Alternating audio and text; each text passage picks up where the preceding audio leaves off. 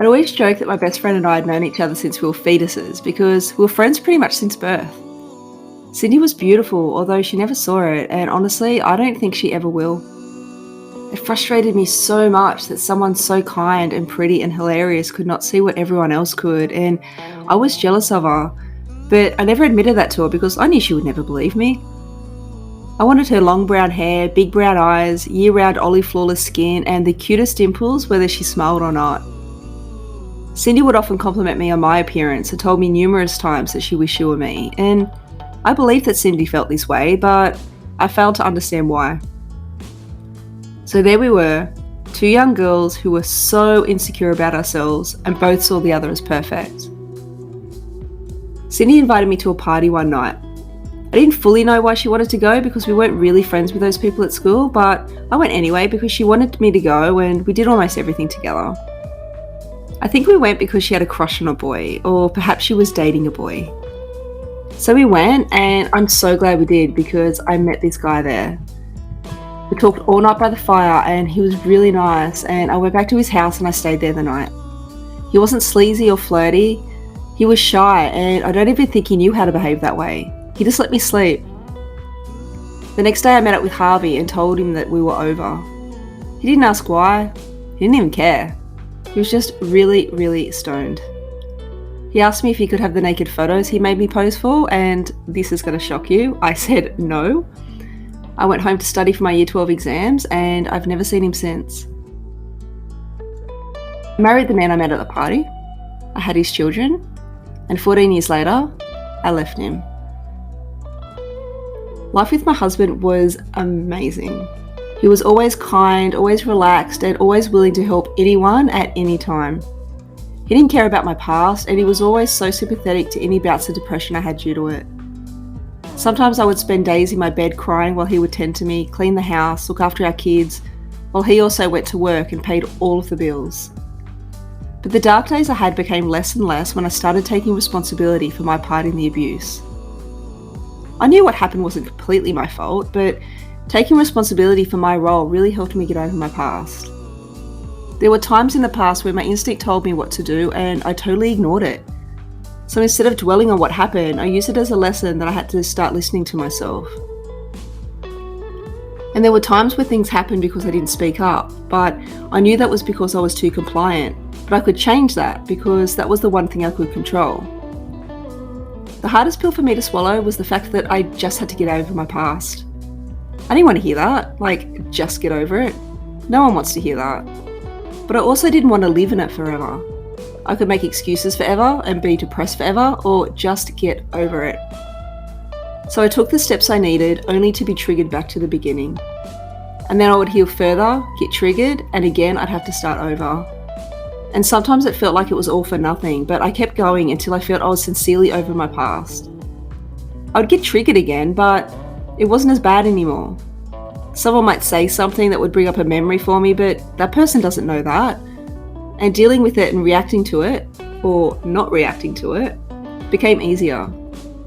I don't really think about this stuff anymore, and on the rare occasion that I do, it doesn't really bother me. It's stuff that happened. It's not the stuff that's happening. Husband and I would take our kids to the beach, fishing, bushwalks, and away on holidays. We were always doing something together as a family. Even if it was just at home, there was always something to do or see or make.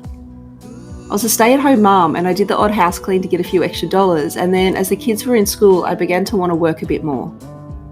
I didn't have much experience, so I got my RSA and walked into the local pub to get a job. The owner asked me if I had any experience, and when I said no, he got me to pour him a schooner of rashes, and once I did that, he said I had the job. I was hoping to get work hours during the day, but I don't know why I chose a pub, because it didn't work out that way. I guess I just thought it would be an easy job, and I suppose it was. Pour drinks, clean up, and listen to people talk about their lives. I met some really nice people, and I met some sleazers. It was a pub, so you can't expect any different. Every Friday evening, just before the bistro opened, we would send platters of free finger food around the pub for the regulars. Platters weren't anything fancy, but the men loved it. Mini sausage rolls, party pies, and little spring rolls. I think we chucked in the odd chicken wing every now and then to spice things up a bit. The female employers hated walking the food around because it meant being heckled by tipsy men, and we had no hands free to protect ourselves from the groping. We'd all joke about them being seagulls on a chip, but I don't know, after a while that kind of stopped being funny. Somehow I managed to be the one consistently volunteered to do this, and then it became my permanent role. I would arrive at work at 6 p.m. to be handed platters, then make my way through the fluorescent tradies, knowing full well that one of them would always be behind me to pinch my bum or reach over my shoulder for food and accidentally cop a feel. But I didn't say anything, it was part of the job, and I didn't want to be the girl who complained. I liked working there, and that part of the job was only 10 minutes out of the week, so whatever, you suck it up. I liked the sense of community at the pub, and I felt like I was part of a family, and I loved how there was a mix of lovely locals and misfits. Everyone had their place and fit in somehow. There'd be an argument every now and then, but that was rare. There'd be a grudge every now and then, and I found it amusing because, okay, so, right, they're grown men, right? And now they're sitting on opposite sides of the pub like primary school kids when they could just easily walk to the next pub that was only metres up the road. And I'm not sure if they stayed at the pub to show loyalty or if it was their ego or maybe it was laziness, but I don't know. Either way, I just found it kind of funny. I loved how hardly anyone went by their real name. They all had a nickname that was either associated with the literal or ironic description of their appearance or some variation of their name, like chuck an A or an O on the end. We had Steve the Hat, who would eventually be referred to as the Hat, until it was finally shortened to Hat. I don't know, I think that's gold. 10 years later, I've still never seen this man without his akubra. He would sit right up at the bar and he was always really respectful of us girls and he never took off that hat. We had Skinny Ronnie, and Tassie had a sticker of a Tasmanian devil on his van, and I don't know what came first, the decal or the name.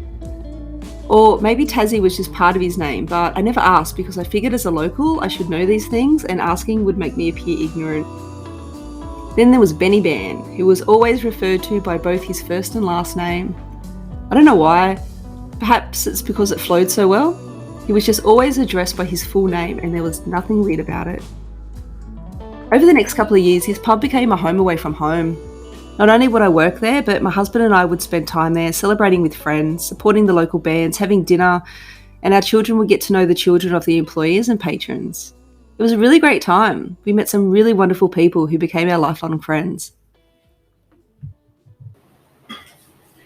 Okay, so I made a video without any drama, so we finally got there, eh?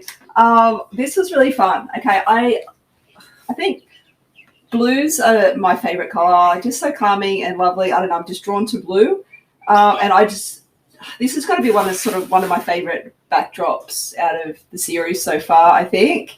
This is leaf, so I've got the silver and the pink, but I've put on a plastic backing, so the leaf isn't exposed. You've got the plastic on top, and it just sort of gives that, I don't know, I think that can look, you know, that metallic, aluminium, plasticky sort of look. I don't know, I really like it. I didn't film that part of it. That's why that's not in here. This is actually the first one. This is the first painting that I did in this series, so I was still getting used to the whole filming process, and some of it didn't work out. I'd run out of storage and I thought I was filming when I didn't. Anyway, babbling as usual.